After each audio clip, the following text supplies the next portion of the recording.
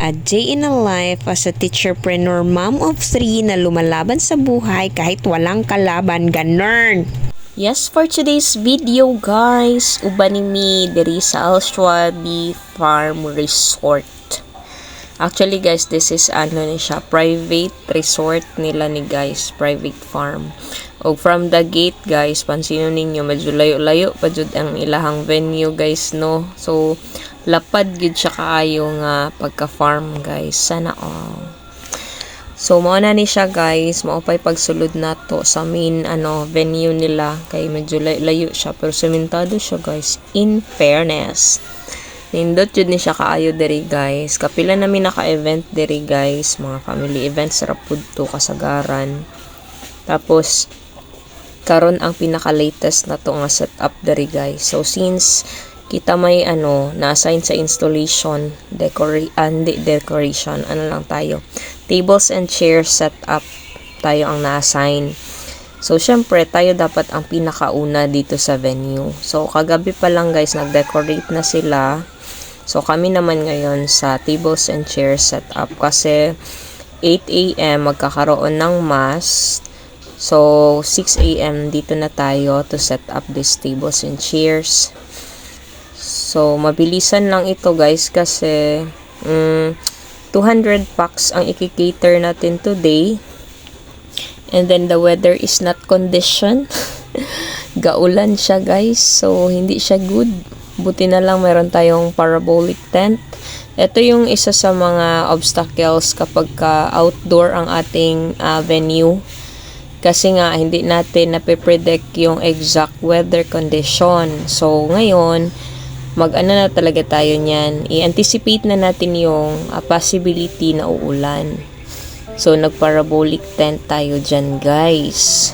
So sa 200 packs, yan, kulang yung isang parabolic tent. So mga at least dalawa tayo sa 200 packs or more. So 100 lang kasi, mga 140 capacity. 100 lang capacity na isang parabolic tent na yan. So dalawa dapat yan. Kasi nga naglagay pa tayo doon sa taas ng mga tables and chairs. So masikip na yan siya for more than 100 na participants. So nagsiksikan na lang sila dyan guys kasi nga raining. O yan. So yan yung naging setup natin guys. Wala lang silang chair covers. Alam nyo guys, masosyal talaga yan pag may chair covers ang arrangement natin. So ito yung venue guys. Super malawak talaga guys. As in ma-appreciate mo talaga yung nature nandito. And then the fresh air. Tapos guys, ang parking area, my god, kasya ang 100 na sasakyan nyo dyan guys or more.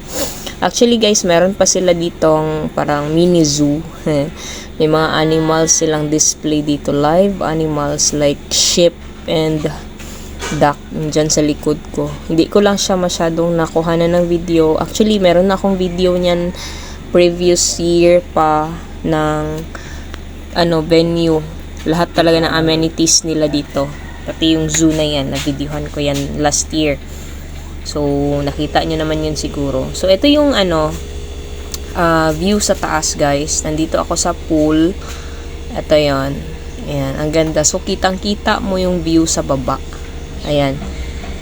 Oh, pansinin nyo yung lawak guys ha. And then may trampoline sila dyan guys. Imagine. And the swimming pool, safe siya masyado sa mga bata guys kasi lang siya, I think 2-3 feet, ganun lang siya kalalim. So lahat ng anak ko kaya talaga nila itong languyin guys. Parang 2 feet lang ito dito sa kabila, dun sa kabila 3 feet, ganyan lang siya kalalim. So child talaga friendly ang kanilang swimming pool guys. Ayan. So, yun yung maganda pagka kayo yung ma-assign sa installation, kayong mauuna dun sa venue. So, ang nangyari guys, kasi nga maghapon ang ulan. So, dahil nga maghapon na si Kitty sa swimming pool guys, so, feel niya ngayon yung ulan. So, diba, hayaan mong maglaro ang bata sa ulan. Naka-swimsuit sa ulan. Ayan.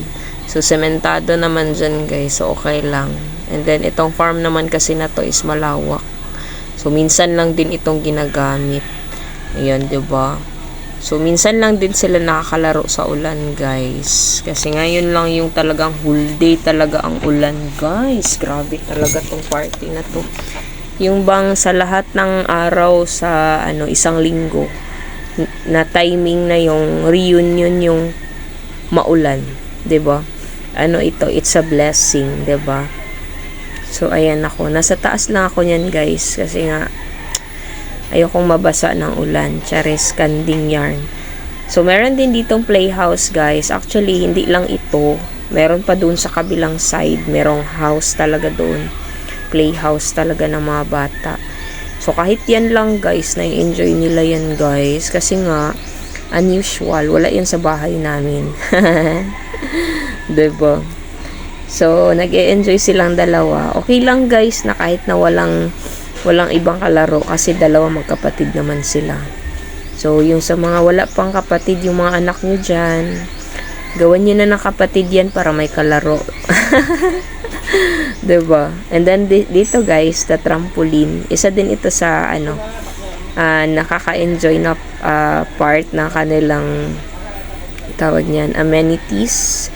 So, pwedeng adult din dyan. So, ito na yung mga random pictures kuha. Yan, by generation ang color coding, guys.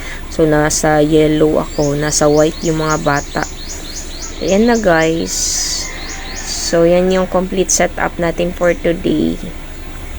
Yan. And then, ito yung mga nauna sa venue. Siyempre, nag-emote-emote tayo dyan, guys, kasi nauna tayo. So, yun lang ang ganap natin for this reunion, guys. Thank you so much for watching. Bye-bye!